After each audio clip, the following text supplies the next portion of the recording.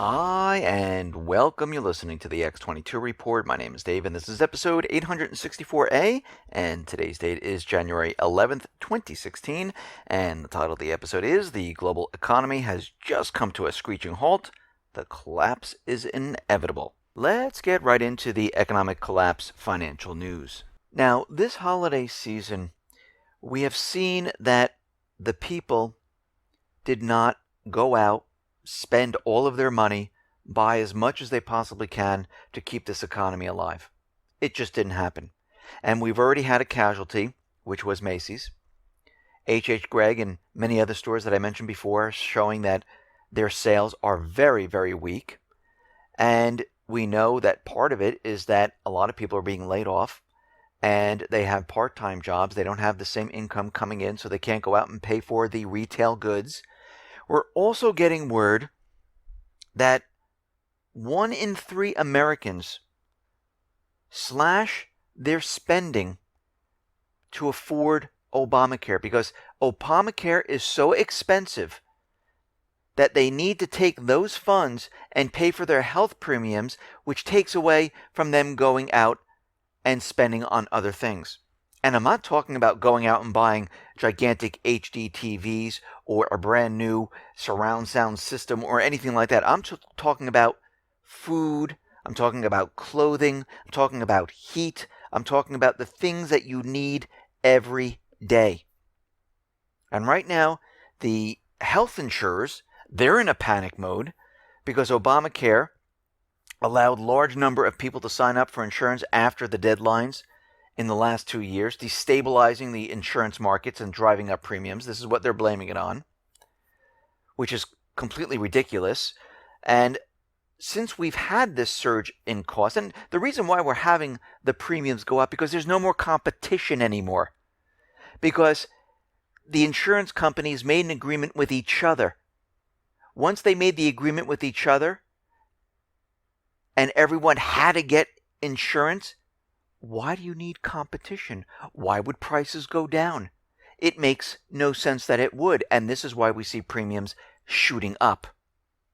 And right now, the people who are on these plans are saying they can barely afford these plans, and they don't have enough money left over to buy basic necessities such as food, heat, housing. And it's getting worse. Among the people with health insurance, 1 in 5, 20% working age Americans, report having problems paying medical bills in the past year that often cause serious financial challenges and changes in employment and lifestyles. And this is coming from the Kaiser Family Foundation New York Times survey. As expected, the situation is even worse among people who are uninsured. Half, 53%, face problems with medical bills, bringing their overall total to 26%. So, did this legislation help the people in any way? No, actually, it made it a lot worse. This is why Congress and the president decided, you know what? I really don't want the Affordable Care Act. I'm going to keep what I have because I know it's not good for the people. And this is making it very hard for people to get by, and especially those people who are losing their jobs, who might be on COBRA for a little while, who might be getting a severance pay package. Once that all runs out, they have no alternative but to go on Obamacare. And once they see the costs with their part-time job, they will not be able to afford this. And a lot of people who are trying to make the payments are dropping out because they're saying, it makes no sense. I am paying $700, $800, $900 a month. I have a $5,000, $10,000 deductible. What am I paying for? Because every time I go to the doctor, I'm paying out of my pocket. So this was not a benefit to the people whatsoever. It actually made the situation worse.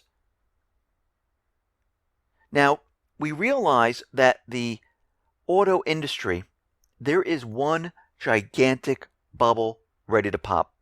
There have been 17 million new vehicles which were sold in 2015. This is the highest it's ever been in the United States. And of course, the media is out there saying, whoa, record sales, this is an improvement, this is fantastic. But then you look and you see who is actually purchasing these cars. You realize it's all on credit. And what we're seeing right now is that this auto loan gigantic bubble that they've created is going to pop. Actually, they're doing the same thing they did as in real estate. They accepted the subprime creditors. They kept the interest rates very, very low. And what we're seeing is they're feeding the machine by bringing these people in. And we're seeing the same exact thing occur. Now, right now, what we're seeing is in order to generate more vehicle purchases, these companies created incentives for consumers. Hard to resist incentives like no money down, loans, you don't have to make a payment for a couple of months. Almost 20% of all auto loans are given to individuals with credit scores below 620. But the bubble has not popped yet. But what are we seeing right now? Well, we're seeing delinquencies on car loans have increased by 120%, from just over 1% in 2010 to 2.262% in 2014. That's 2.62% in 2014. According to the Center for Responsible Lending, 1 in every 6 title loan borrower is already facing repossession fees. So we are already seeing this bubble completely starting to implode on itself. And it's going to get worse as time goes on. It is not going to get better. And what's happening right now, there is less and less people purchasing cars, and the auto manufacturers are now channel stuffing the lots. The dealers have tons of cars, and we're seeing the exact same thing that we saw back in 2007 going into 2008. So basically, we're repeating everything that we've done, not we, but them, what they've done back in 2008. And this time, the problem is much worse because the unemployment is not 5%, which we know. It's closer to 30%. We know most of these people have part-time jobs. A lot of people are out of the workforce. A lot of people lost their wealth during the last Great Recession. A lot of people have no savings. A lot of people are on government assistance. So this time, the problem is much, much worse. Rail traffic once again has plunged to recessionary levels. U.S. railroad cargo in 2015 dropped the most in 6 years. And 2016 does not look any better. Actually, it looks a lot worse, which they're showing predictions that the rail traffic is going to continually decline.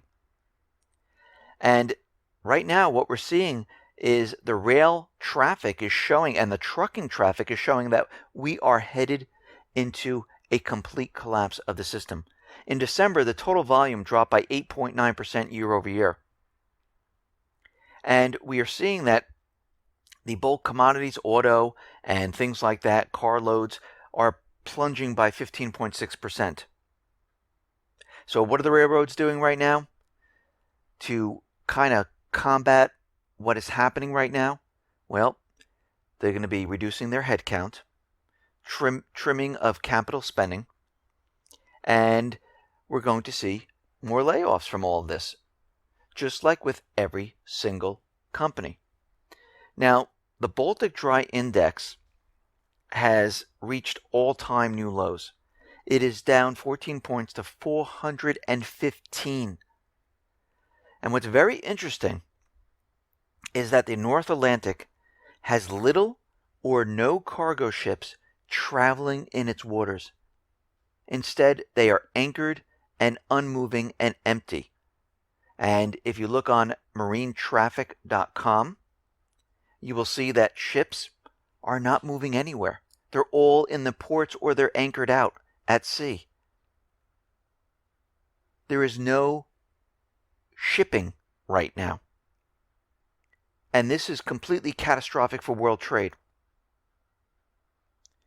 And if there are ships just moving around a little bit, it's still catastrophic because the Baltic Dry Index is continually dropping. It is not improving whatsoever. And since the Baltic Dry Index is falling, factories aren't buying and retailers aren't stocking. The ratio of inventory to sales in the U.S. is an indicator of all of this. The last time the ratio was this high was during the Great Recession in 2008. And this shows us that something is terribly wrong in the global economy. And we've been reporting on the economy, the global economy, for quite a while, bringing us up to this point. And we, as we report on this, have not seen any improvement whatsoever. Actually, we've only seen the economy get worse and worse. Even though they tell us the GDP numbers are looking better, the unemployment numbers are looking better, this holiday season is going to be fantastic. And it all turns out to be a lie. Because when you cut through the manipulated numbers and you get to the meat of it all, you see that unemployment was manipulated. They don't count those people who can't find jobs. The jobs that are found are part-time jobs. They count them once, twice, 3 times. And they haven't added any jobs to the economy whatsoever. Same thing with GDP. They stuff GDP with inventory. They use Obamacare. They went back to 1929, included research and development, and recalculated the GDP up to the present time. They are completely manipulating everything. And we see that it is getting worse and worse as time goes on. David Morgan is reporting that there's something big going on among banks, among countries, among central banks. That the financial institutions, they're operating in the shadows, and they are purchasing silver and gold, small bullion bars, and they're buying this up very quietly. They are essentially making these purchases in secret, and this tells us that something is going on here, and we know what that is. We know the paper fiat system that we are on today is collapsing. We know the global economy, from what we're looking at, is collapsing. The central banks, the countries, the financial institutions, the wealthy realize they need something tangible. They need an asset. They need real money. And they're not really purchasing it. Really what they're doing is they're converting the paper into gold. Because I don't really want to call it purchasing gold. I'm converting my paper into gold. I mean, some people call it purchasing, but I like to think of it in a different way because I'm not really purchasing like a TV or a car. I'm trading worthless paper into a tangible asset, real money. And we see this is being done on purpose because what we're seeing right now is the economy shaking apart, cracking, and the U.S. government central bankers, they can't stop this. They know this. They know that throughout the Middle East, as more and more countries get away from the petrodollar, the situation is going to get worse and worse as time goes on. And this reminds me of like dynamite when you light the fuse, and the fuse is very, very long, and they say, when is this going to go? When is this going to go? And it keeps going, and the fuse keeps going. And this is what it's like. And as it gets closer and closer, you start to sweat. Things get worse. Things completely fall apart. People start running. People start doing other things to prepare for what is coming. But the fuse keeps going. We are getting to the point where we're getting closer and closer to the big boom. And we're seeing all of it happen around us right now. And everything that we talked about from 2008 going forward Actually, if you really go back to 1913, but let's just go to 2008. Going forward, we've been documenting how this is evolving, how it's unfolding, so we understand how we got here. Because the U.S. government, central bankers, they're going to be making up this incredible story. Remember the stories they made up during 2008? Where it was the people's fault, the bankers had nothing to do with it, too big to fail, we can't go after them, we don't know what happened, we weren't forecasting a recession, it just happened out of thin air. Well, they're going to be doing the same exact thing. But this time they're going to be blaming it on another group, another country. They learned their lesson. They need a cover story. And it has to be big. It has to be something where they can really explain it away. And this is why you see all this preparation to blame it on a cyber attack, to blame it on an event, to blame it on something other than what the central bank has done. And this is the solution. The solution to all of this is get rid of the central bank. Take control of the creation of money. Back it by something tangible. Make sure that the people are in control and it's used for the benefit of the people, not the benefit of the central bank. We don't need currency loaned out to us with interest attached. What purpose does that solve? It doesn't solve anything. It doesn't help the people. It doesn't help the government. It only helps one entity, and that is the central bank. And that is to place every single country into debt. The solution is very simple. People make it very difficult. The solution is remove the government employees, remove the central bank, and in the Constitution, never ever again is there a central bank to be allowed in this country. And everyone should do the same in their countries. The solution is simple. Listen, everyone, thanks a lot for listening. Be well, be safe, and especially be prepared. Thanks a lot.